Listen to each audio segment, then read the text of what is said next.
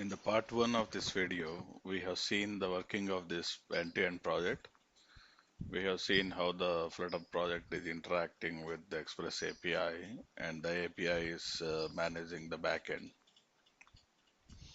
Now let us slightly dive into the Flutter app, the front-end app, and see what are the different components involved in it and how the interaction is happening at a very high level. So we will not be covering all the internal details. We will only cover the important points here. So when you look at the application, you can see that there is something called as a login page and another sign up page. Once you open the sign up, it gets into the sign up page, and when you hit back, it comes back to the login page. And when you do a login, demo user with the demo user password, you can see that it gets into the my post page, which is a dashboard with a list of existing posts created by the same user who is logging in. And this is the list of posts. And you can also see when you click the button, you can see there is something called as a create post page. And then when you click on the individual posts, you can see the edit post page, and the sliding will actually delete the particular post. And there is something called as a logout option here, which is which takes you back to the login page. These are the different screens available in the Flutter project, and we should first understand how the navigation between these screens is happening. Alongside, we should also see how we have arranged the components and how we have established the interaction. Okay, so let's jump into the code straight away. And as you already know, you should have created this Flutter project, and the entire code base is kept inside the lib folder. This is how usually the Flutter project works. Internal implementations are specific to the Dart. Now here there are a few subfolders like post.dot, which is a kind of a model class, which is sometimes in Java world it is called as a POJO. And then there is something called as routes, there is something called as screens where the individual screen designs are kept, and services. And mostly this is something that you should start off with. And the entry point for this application is actually the main dot dot. But before jumping into main dot dot and uh, understanding the components, your primary focus should be on the service aspect. So here you can see that there are two services implemented. One is the API service, which is a kind of a proxy with the backend. So all the requests which are coming to the service, they are naturally forwarded to the backend URL for the actual operation. And then the backend responds back. Based on the response, it's going to translate and give you the response. And this is how the service is implemented. So all the operations, like you are looking at the my post list page, which is making a call to the fetch post, and it is making an API call. So once the API response is received, then it is returning that data back to the caller. So this is how the implementation is done. Our API service is a kind of a proxy. So this is one of the aspect. And you also need to understand one more important aspect here. When you are making a call, all the API calls which are secured by the token. So if you look at it, the backend API is categorized into two APIs. One which allows direct access without any token, and the other API is something that which needs a token to be present in the request header so that the request is authenticated and only a valid request will be responded. Without the token, you usually get a 401 unauthorized response back from the API. So how is it handled here? So look at the API service. There is something called as fetch posts. So this is going to give you the list of posts available for that user, and it is going to make an API call using the HTTP client, and then it's actually passing a GET request with for the URL, the base URL. So the first aspect is base URL, which is available as part of the env. Okay, so the base URL is something that is defined in the environment file. So look at where it is implemented. So where it is declared. So you have .env, and from the environment you are picking the base URL. If it is not available, then this is the default base URL. In Flutter, this is not going to work because localhost is something when you're deploying or when you are installing this as an app inside an Android mobile phone. So localhost becomes the local mobile phone. It's not an endpoint which is available. So for that you need the IP address. And I have already mentioned that the IP address should be provided here, the proper IP address of the machine where the backend is running. Coming back, once you know the base URL, now we are hitting a backend endpoint with the header, the authorization header, and followed by a bearer token. So where is this token coming from? This is something that you need to understand. The token here is coming from this method, which is giving you the token available in the shared preferences. Okay, it's actually extracting the token from the shared preferences, and it is giving you the token. The next question would be, who is setting that the token in the shared preferences? And for this, you need to get back to the auth service and head to the login method. This is where your login is actually happening. So login with the given username and password. So if you look at this aspect, you are actually making a post call to the backend API for the path /user/login, and then you are actually sending the username and password.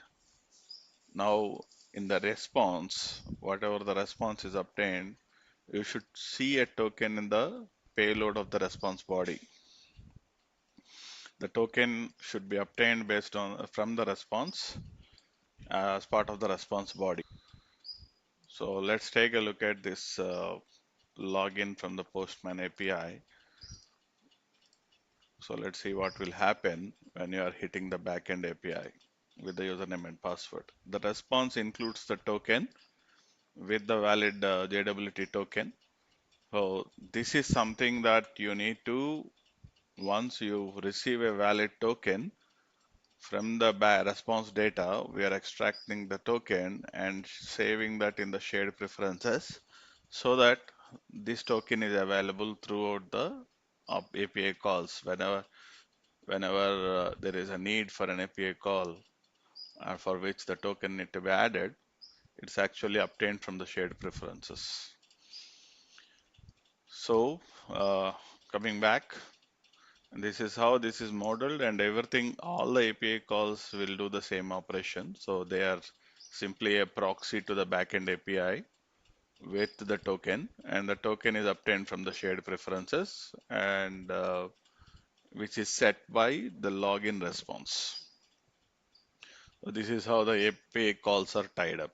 So the login is going to hit the backend URL, is going to obtain the token, and then it's going to set it to the shared preferences so that the other API endpoints will read. When you are doing a logout, ideally we will be removing that from the shared preferences so that for the next API call it's not available and the user will be directed back to the login page. So all these service endpoints like proxies, they are kept under the folder called services. So it can be services and whatever the module that you want to keep them in, that's fine. And then you can see that there are individual screens. Like under the screens folder, you can see there is something called as a create post, edit post, login, post screen, sign up, and other screens are there. Where individual screen, it's very specific to the individual UI. And if you look at the sign up screen, it's actually a stateful widget. So with the form controllers and form components here, and then when the component is built, it's actually rendering a scaffold with the app bar as sign up, and rest of the aspects are purely related to the GUI. And there's something called as a form. Within that, to identify the form, we're actually setting it with the key. Along with that, you can see there are individual form components, the text form field, and then username controller, password controller, and in first name controller and last name controller. These are the ones which are responsible for holding the user entered data. And then once you are submitting the form, there is something called as a form submit, as like sign up.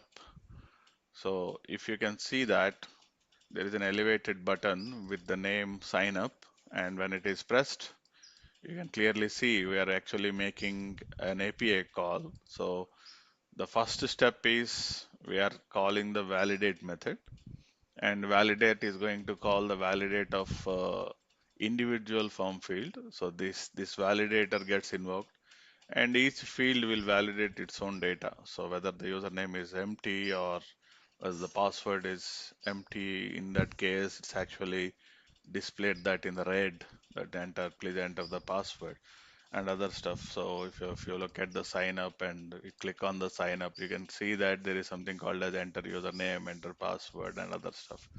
These things are coming from the validator. So how the validator is actually invoked, you can see that with the form key, which is a unique key attached to this form.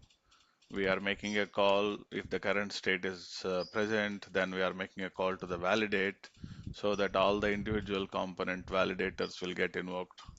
And then if it returns true, so what that means is entire state is valid. In that case, we are actually making an API call through auth service. So an API call to the sign up, and the data entered in those fields are obtained through the corresponding controllers, username controller, password controller, and other stuff. These controllers are actually attached to individual components. You can see that there is a form field with a controller, and individual controller is responsible for holding that component data. So you can extract the text, enter text from the corresponding controller, and you are making a sign up call. Upon success, you will be showing a scaffold snack bar, which actually shows up that the sign up is successful and please log in. And then we are removing navigator.pop is going to remove that frame altogether, and it goes back to the frame where it is coming from, that is, which is nothing but the login screen. So that is how the component is built. So if you take a look at the running example, you should see there is something called as a test user, test, test, and test. We're not doing a proper validation, but whatever it is. So once the test is done, you can see a snack bar saying sign up successful, and you are back to the login page because you are doing a navigator.pop. It's removed that frame, and then it brought you back to the screen where it is originated from. So this is how the sign up screen is built. And if you look at one more screen, I think we should be good. So let us say that how the post screen is built. Again, a stateful widget. So with the state saying holding the list of posts available for that user. And during the init state, when the component is initialized, we are making a call to the fetch post. And fetch post is actually taking the help of the API service proxy to fetch the post from the backend. And fetch post is going to use the logged in token from the shared preferences and fetch all the posts available for that user. And when the data is obtained, we are updating the state using the set state method so that the screen is rendered. So because we are using the set state, this is going to build this component, and during the build process, should know that we are actually implementing a scaffold with an app bar where you have two action buttons like a refresh icon and also a logout icon where you can specify what need to be done when somebody clicks on the logout. Here there is a method called logout, so which is actually taking that operation. And all the posts which are entered, which are saved in this list of posts, and they are rendered here. So for each item, for each post, this is going to iterate through and build individual component. And the number of components to be rendered is nothing but the length of the post. And for each item, the corresponding index is passed on to the builder so that we can extract the data from the post list. And then using this data, we are actually creating a dismissible item so that when you slide it, it gets deleted. So this is nothing but a container, and on dismissed, what need to be done, you need to delete the post and other stuff is implemented here. And then rest of the thing is nothing but simply rendering the data what is available. And if let's assume that somebody clicked on the post, like there is a list tile, individual post, and somebody taps on it, you are supposed to show and edit the post screen. And this is done through the push named method of the navigator. We are pushing one element, another screen on the top of the stack. So what screen to be rendered is actually a named route. So what are named routes we will see in short in a few minutes. So we are actually pushing the edit post screen to the top of the stack so that that is visible to the user, and the data is passed on through to the edit post through arguments. So when somebody clicks on the post, you are going to push a new screen in front of the user on top of the stack so that that is visible. And what is push named? So actually this is something related to the routing. So this is nothing but a literal label with the name edit post. You can see something called as app routes, and everything is written inside this one. You have multiple routes. One is the initial route is slash. You can define a login screen for a path for login screen, a path for sign up, a path for post and other stuff. Now, when somebody clicks on the edit post, this is the named uh, path that we are actually pushing onto the top of the stack. So what is this? So and we also need to know where we are beginning here. So all the routes are actually implemented inside a map. You can see that there is something called as a name attached to a widget builder, which is building the actual widget. Okay. So when somebody says login, you have to show the login screen. When somebody says sign up, you need to show the sign up screen and something like that. It's a component widget. What screen should be displayed attached to the named key. So this is what is called as push named. I mean, if you look at the push named thing, the name is something, it's nothing but the key, and for which you are attaching a builder so that it builds the corresponding screen. And on generate route, so when you are doing a push named, it's actually making a call to the generate route. This is something which is returning the material page route. The name what you want to push is actually obtained through the settings.name, and what we are taking is we are extracting the actual builder component here from the map. we are actually taking the name, we are giving the name as the key and getting the builder component from the map. So this is what you will get, this anonymous method. And then this builder component, if it is present, we are returning a material page route with the corresponding builder, which is responsible for building the screen along with whatever the settings, rest of the settings which are passed.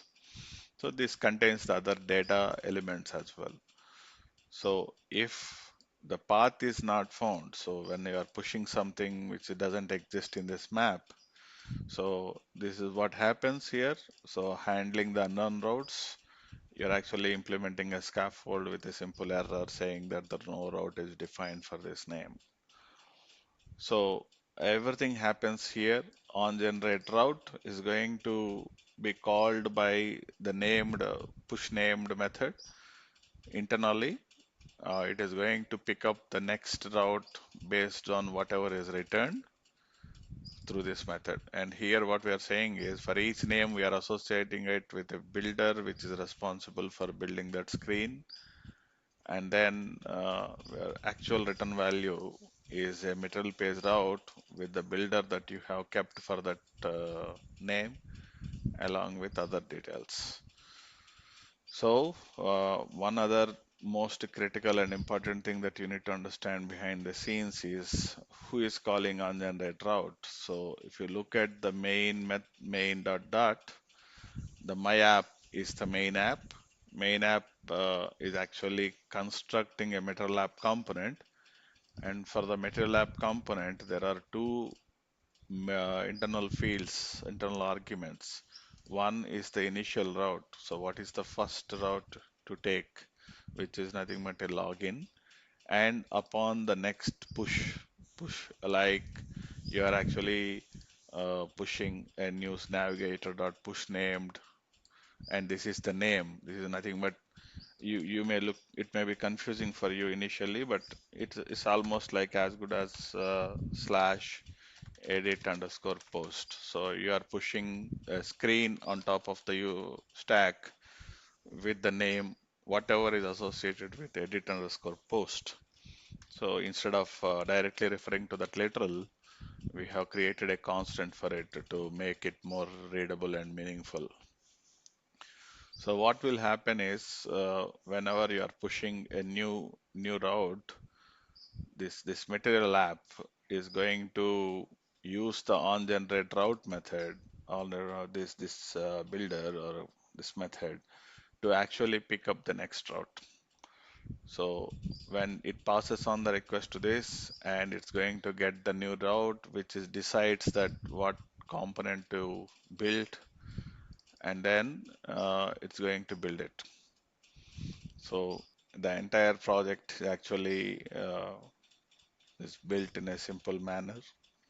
You can see the main dot dot, which is the main app, which actually constructs a material app, and it sets a global theme for the entire hierarchy, tree hierarchy, and the child components can override this theme and then define their own, but if it is required. Then there is something called as initial route and then on generate route. Initial route is something that is used at the beginning, so which actually takes you to the login screen. And from login screen onwards, whenever there is something called as a navigator dot push named, it's using the on generate route to pick up the next screen from the stack and display it to the user. So this is something that you need to explore. Apart from that, all the individual screens, they actually, when you look at the Edit Pro screen, they're all nothing but form components. Inside the form, always the form is actually attached with the form key, which uniquely identifies this form. This is helpful in the scenario where you are using the form key dot current state dot validate. So you are making a call to all the validators to validate whether the data is obtained properly or not. So we are using here, and then in any case, so this is a shortcut way of referring to that component.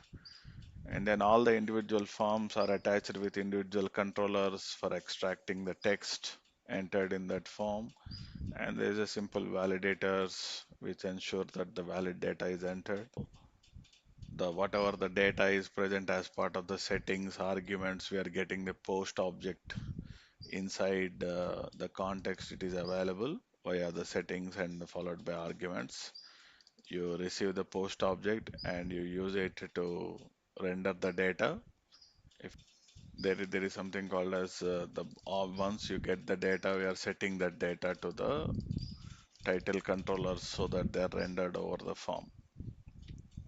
So overall, these are the different screens available, and the screen navigation is defined in the app routes component. And service components are responsible for hitting the backend API calls.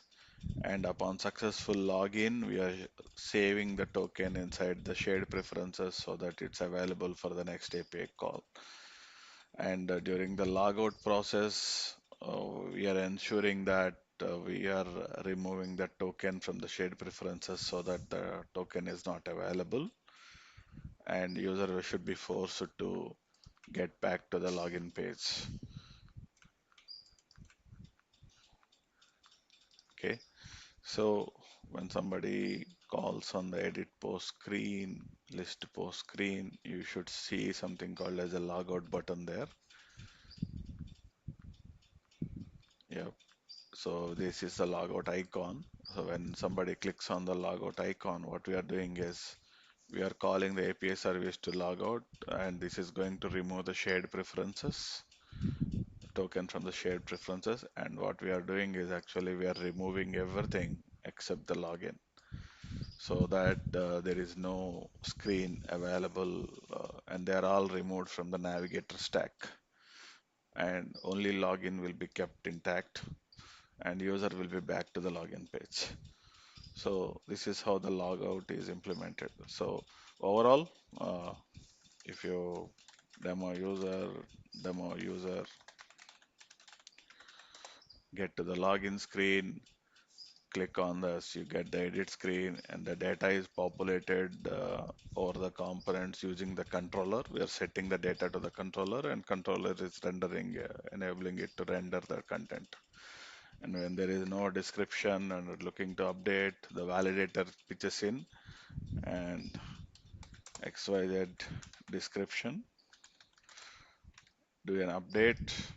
The API makes the update via API, and it comes back to the list screen, and there is something called as fetch post, which is going to return the actual posts available for this user again.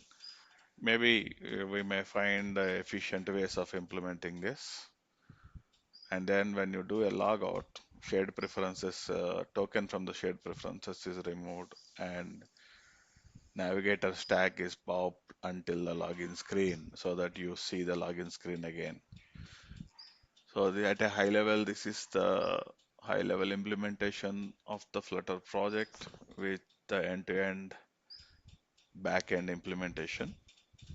Hope this help you understand the component at a very high level. So this is how it is.